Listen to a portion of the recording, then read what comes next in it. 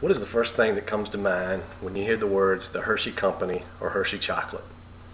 For most of the audience, I'm certain it was something along the lines of chocolate bar or Hershey Kisses. What many of you may not know is that thanks to the efforts of the company founder, Milton Hershey, and his wife Catherine, over 2,000 underprivileged kids from the United States are currently attending the Milton Hershey School absolutely free.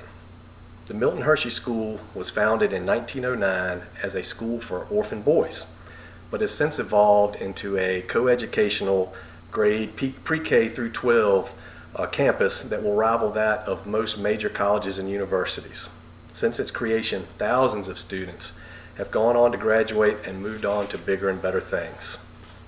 As a former employee of the Hershey Company, I can attest to the great values this company was built upon and why the Hersheys should be not only honored but commemorated for their endeavors, in addition to all the things that they have put in place to ensure their school would be around for many years to come.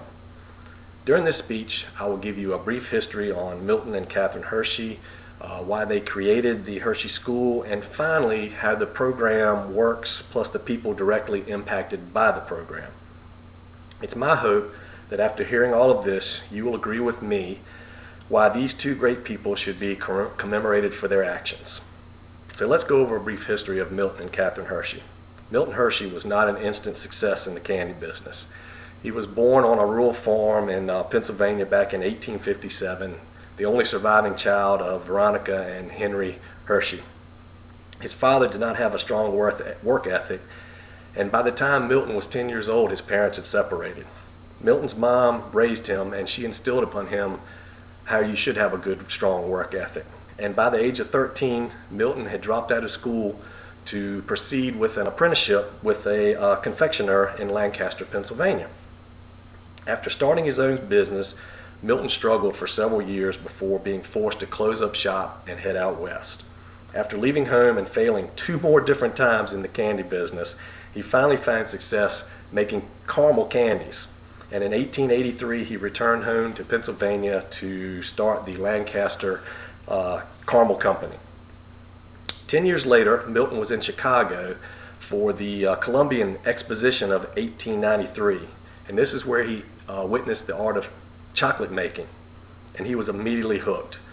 He was so impressed with the company that were showing the chocolate making that he bought some of their equipment and had it shipped back to Pennsylvania. Now, while his caramel business continued to grow well, but because he liked chocolate so much, he actually started the Hershey Company. Then in 1898, Milton married Catherine, and together they continued to grow their businesses.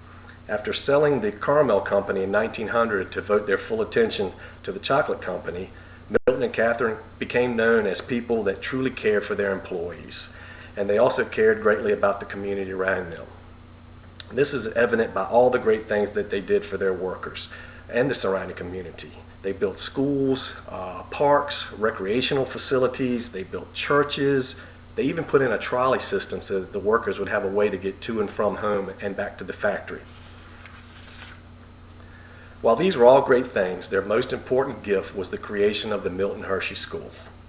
Unable to have children of their own, Milton and Catherine started considering a way to look out for the well-being of all children, but especially those that were poor or less fortunate. So in an effort to make a lasting difference, they decided to create the Milton Hershey School and to also fund it.